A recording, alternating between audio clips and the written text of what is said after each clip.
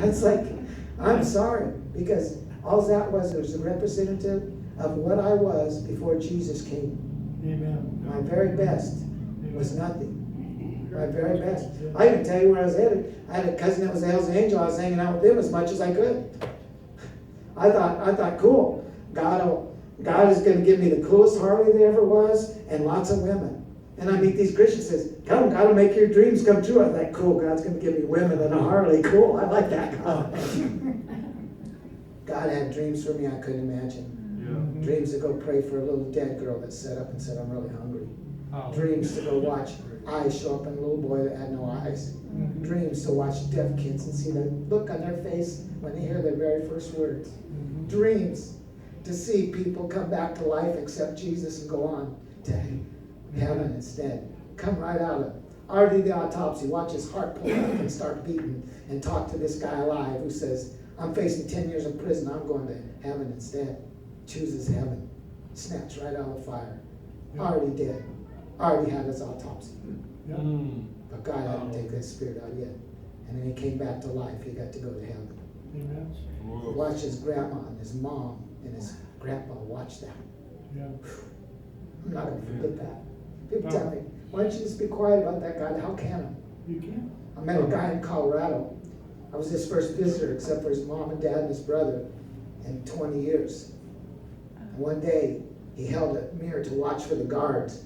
And this crazy Christian guy that was bugging him all in jail, they stabbed him 72 times just asking to deny Jesus. And the guy kept saying, I'd rather go to heaven than deny Jesus. Amen. Stabbed him 72 times so he couldn't talk. Next day, Gideon's put Bibles in that prison. Yeah. And that guy had to read why that guy would take 72 stabs. Yeah. In that prison, half the prisoners in there got saved.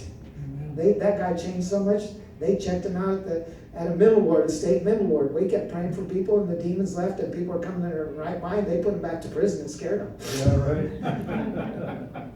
Yeah. Doesn't matter where you're at, it's a matter where you're going. Yeah.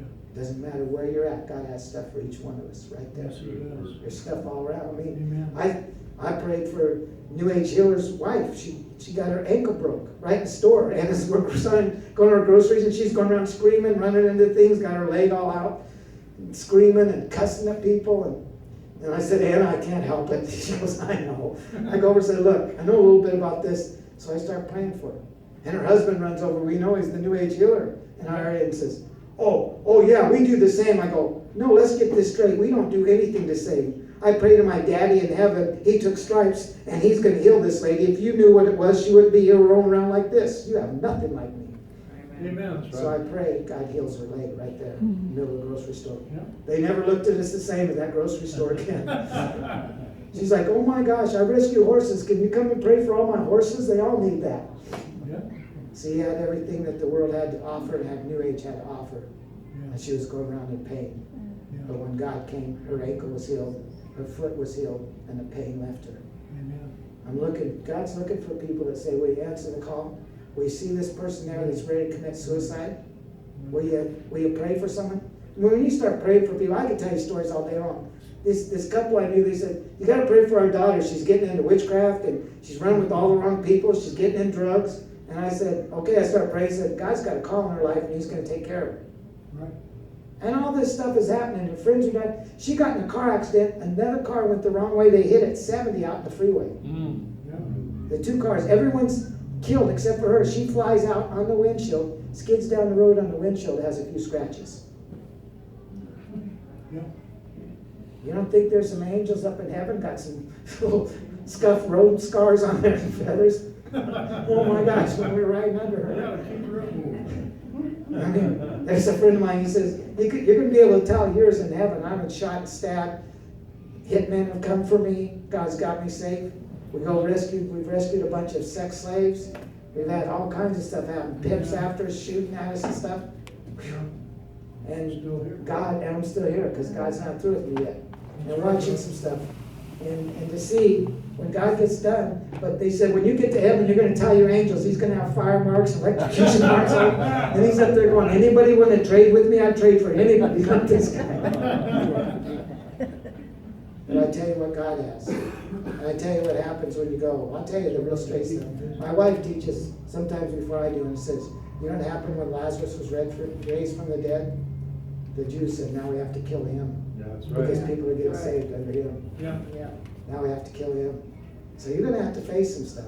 Oh, yeah. We're in a battle and a war. Yeah. We need to quit going around like we're on parade and tromping all around. Yeah, we're on a parade. We're in the middle of a war. And God, our leaders, tell us what to do. If we do what He says, we're safe. Yeah. It's like a football game. And the coach is saying, you're doing it right. And if you go out and do the game plan the second half, you'll win. Well, our coach is saying, go out and do the second half even better. Right.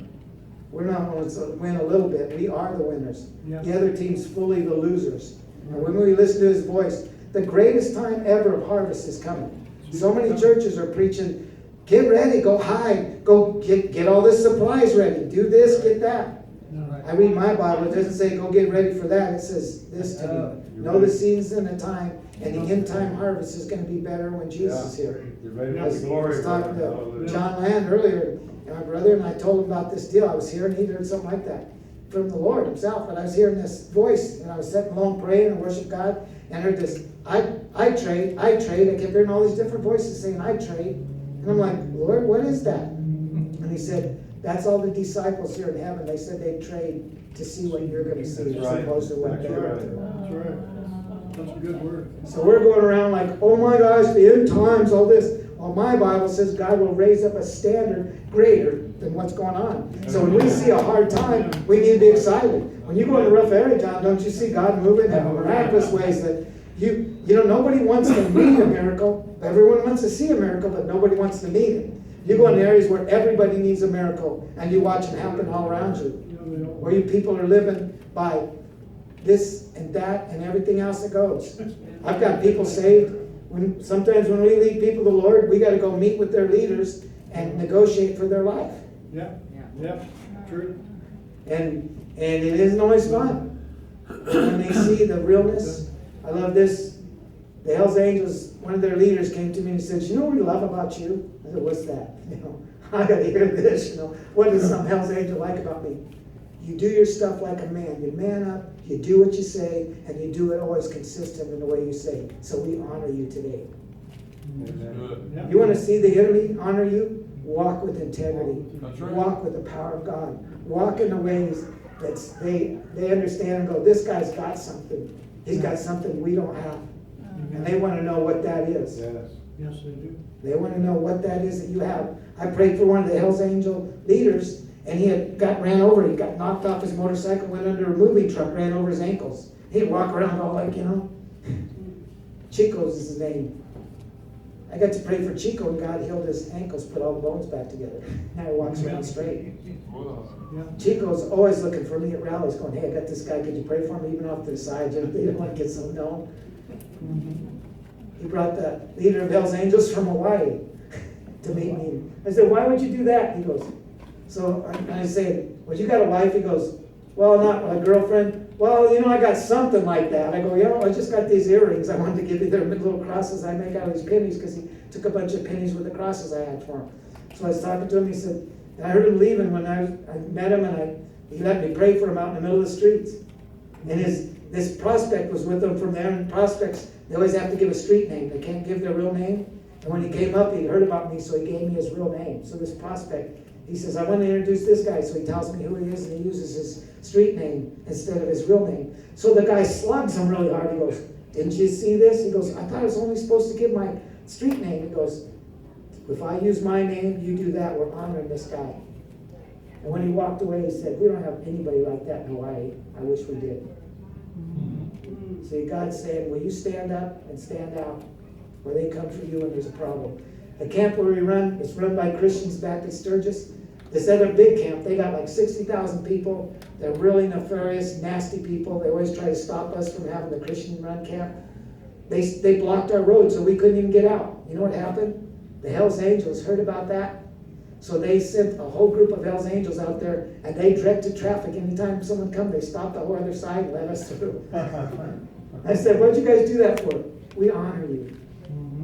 They stole one of my friend's bikes. The minister's with us all the time. Had Jesus on it. The Hells Angels brought it back. I said, you're one of our ministers. Nobody steals their bikes.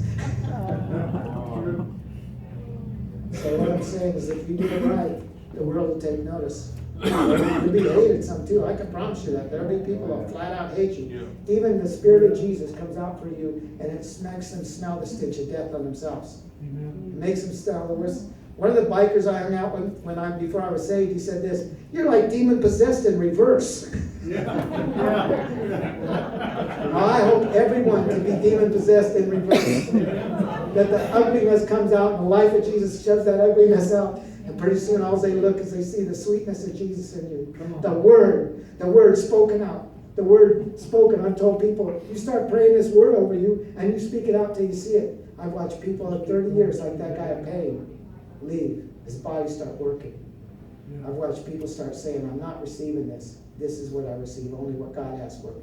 And I'm watching it happen. But it's going to be a fight. If you let Satan have that for 30 years, he's not giving it up as easy. You gave him a lot of ground.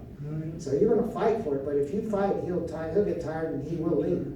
I promise you, I have to live this stuff all the time. If you don't think I have any attack, I'll let you talk to my wife. So, but I'll tell you right there, every store you go to is a group of people that need saved. Everywhere as I go. The mission field is out right outside the church. As soon as you step out the church door, you're on the mission field. You come there to get trained up, to learn how to use the gift, to get encouraged up, and then go out and use it. My whole Bible says go, go, go, go, go. We got involved with this church, and they started hiding, and pulling up things and moving out further. And we finally said, look, we can't go this way no more. You're going a different way than us. My Bible's just saying go. We're going to go get as many saved as I can. You ever see them trucks and cars rusting out in the field? Well, that's what Satan would like me to do, go rust in the field somewhere. Instead, I'm going to be that rusty truck that keeps going, everyone wonders how. And everything I can, I'm going to tell people about Jesus Christ. Everywhere as I go, and as many people as I can, I'm going to see get saved because I know how much love he is and I know how great he is. And I can't not keep that inside me because God is that beautiful and that loving and that special. How can we not talk about him? That's right. So Lord, we just ask that you would encourage people today. People would be encouraged to go out. They'd start hearing your voice, where to go, how to go, what to do, and what to do that. And don't add to it. You don't need no hamburger helper. You just need to do what he says. And Lord, I just ask you to show the people what they're to do. And each one of us is appointed good deeds. Let them go do their good deeds. Don't let one go undone. When I get to heaven, God, I don't want to have one bullet or one knife I haven't thrown or shot. No arrows, nothing I can't shoot at the enemy to take him down. I pray every bullet I have has been shot. I go to heaven completely empty. So I ask that you bless these people. They do the same thing. Every word you put in their heart to tell someone, no matter how little it seems, to go do it because it'll affect that other person and change lives. I pray that we start filling our churches with real people that are really saved, that they're like demon possessed in reverse. The signs of you are all over them. In Jesus' mighty name, thank you, Father God. Thank you. Amen. Wow. I just want to pray over and anoint anybody that wants it. I just want to pray over them just quickly that if you want it, well, just pray that God will stir you up even more. Stir up gifts. Amen. So if you want that, we'll let you do that. We'll stir you up. I'm going to ask Brother Kim, Brother John to come up, and we're gonna pray over people and just to stir them up. So Father God, I pray you stir them up, cause your fire to come out in Jesus' name, more and more and more and more and more. In Jesus' mighty name, thank you, Father. Thank you, Christ. Thank you, Father. Stir up people. John up there, and then we'll.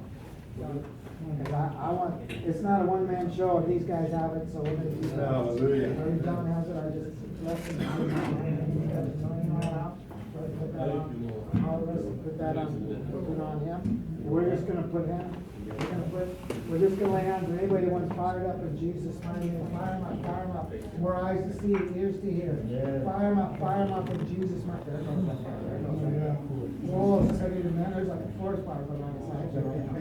Grease him up, grease his wine sack. He can take one, just make it bigger with pure oil, make it bigger.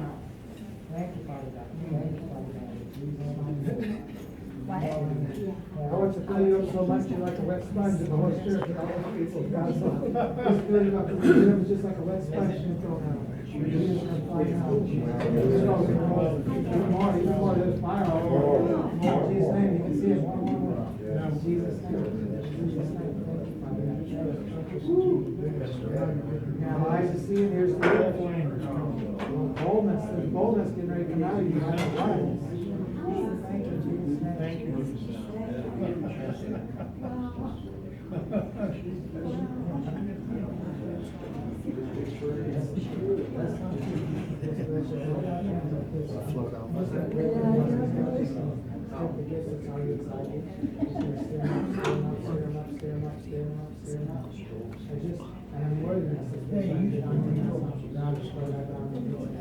I just speak a release over you, a release of happiness, and a release that he's got confidence in He's going to do more. Ephesians 3:26. His plan for you is bigger than you can imagine right now. The things he has for there goes that mark all over his heart. There goes my spirit up in his heart. From the inside out, that's what we're going to cut off all chains, everything that's right on down, off right now. In Jesus' mighty name. Just speak a dream and visions for his future. And visions of what you have for him, what you called him for. He hasn't seen that, and he's going to start seeing it now. You're going to speak to him. His ears are unstopped right now. In Jesus' name, the net that's been put up over him to catch all the good gifts now is released. Cut through in the mighty name of Jesus. Thank you, Father. Thank you, Father. A hunger for the word, and a hunger to know how much you love him. And you see that. He's going to start feeling you. Lean back. Hear your heart beat. Lean back. Thank you, Father God. Jesus. No more terror. No more terror.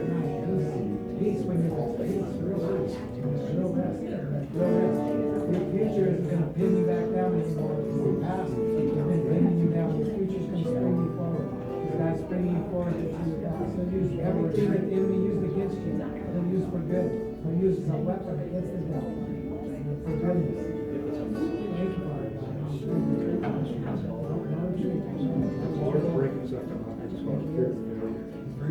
Amen. Right there. You're not going to fail because I'm doing the work in you. Don't be afraid of failure. You're not a failure. Because I love you. I've given you everything to succeed. You are going to succeed. You are going to succeed. You're not going to fail.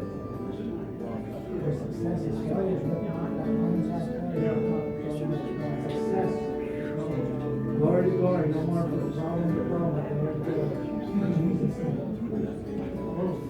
Heaviness off your shoulders. Just thank Him. Thank Him. Casidia Sadaka Mapura, rest for His Spirit soul.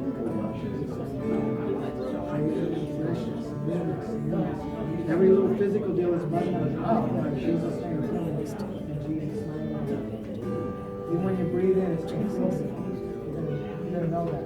Air's going to be sweet. I get that. You're going to smoke in this room. In Jesus' name. Continue to breathe in and breathe out. That's all that.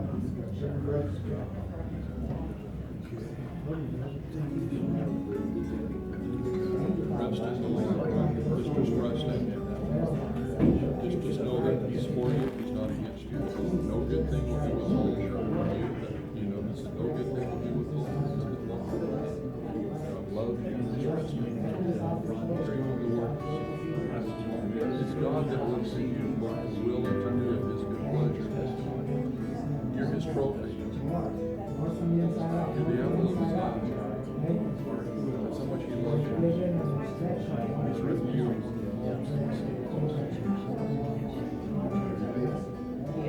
So much He treasures you. Rest in your love. Rest in His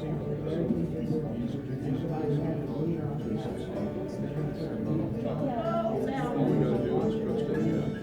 Love Him. Put our faith and trust in Him. Watch what The word's going to get sweeter and sweet. The word's going to get sweet in your life. Thank you, God. bless you. Jesus' name.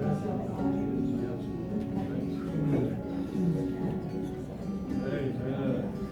Praise God. I was thinking, Dave, man, I pray for you, and I just was something. Oh my gosh, it's just that camera video I was praying about that this morning in the morning. I just see it just close to me and I said, "Hey, what you doing?" And I just I see this real hot sword right on the back. And really pull that out and say, I know, short of flame. I see it right there, and he is so righteous in so many ways, but even more, the more peace, even fire, is going to come out even more, and Jesus might have sweetness now. Jesus placed the scout, and then I came to see that put his armor on you, and he's made you just scout. And you're going to be able to go to places that you've seen and shot at, you're going to go in, you're going to shoot you, and you can leave before you ever see you come back. There's no backlash here, it's your God, it's not going to go to your family anymore. No longer can it go back to your family, so it stays there. Not that you get your thoughts, that's going to make them discipline and that part. So just bless that the cost is not your family anymore. Just bless you in the mighty name of Jesus. Who you are in the ministry of God, I thank you for God's raising you up. I even more that you're going to stand in your church. Don't stand alone. There's also an army that is around you. It's spirit.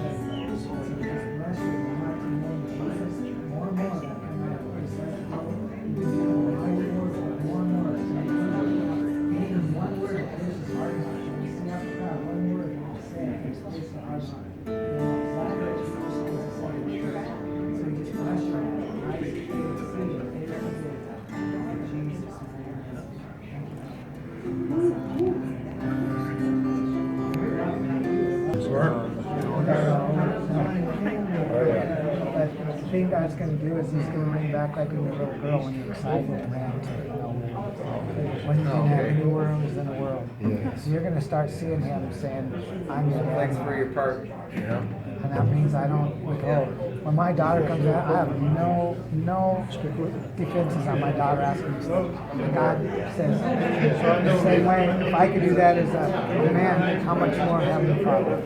When you cry out to Him, you're going to see it. And the tenderness, He just wants to take you on like a daughter that gets up on her dad's feet and they dance. God wants to take you for dances like that. He wants to have such an intimacy with you, and out of that, He's going to lavish and pour out of you. There's no more giving out where He's not there. There's giving out because of the overflow. Giving out because of the overflow, not because that. And He just wants to spend time with you. He wants to whisper in your ear, and He wants to start showing you things. Like you say, "Hey, daughter, come this way. It'll be easier on you. Go this way here." That's what God's going to tenderly whisper in your ear. And His tender whisper, you're going to feel His embrace. When you lay down at night, the words of the world's going to go, and you're going to hear Him say, "Good night, daughter. I love you. I'm watching over you, and I'm watching over the things about you." It's just this deal where He's drawing you in closer and closer to Him. He's just going to start covering you. And there's places of rest coming. Real rest and real peace and real sleep. Where you can really sleep and the problems of the world wash away because of His blood.